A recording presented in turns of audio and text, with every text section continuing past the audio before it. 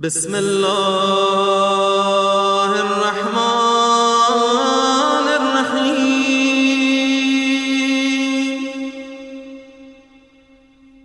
إلهي عظم البلاء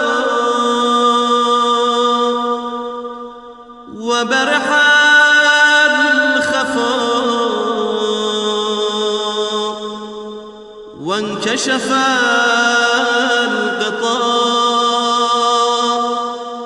وانقطع الرجاء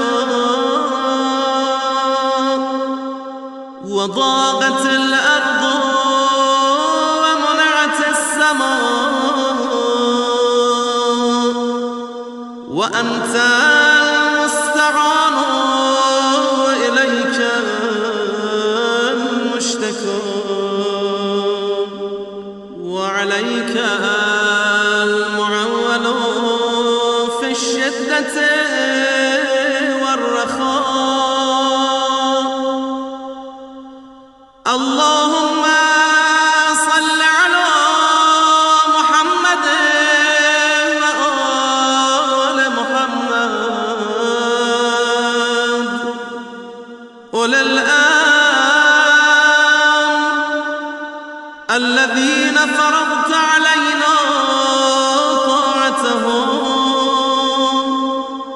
وعرفتنا بذلك منزلته ففرج عنا بحقهم فرجا عاجلا قريبا كلمح البصر أو هما أقرب. يا محمد يا علي يا علي يا محمد اكفياني فإنكما كافيان وانصراني فإنكما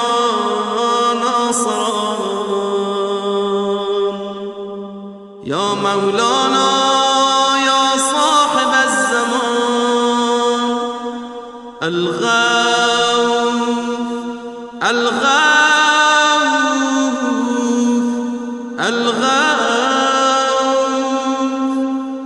أدركني أدركني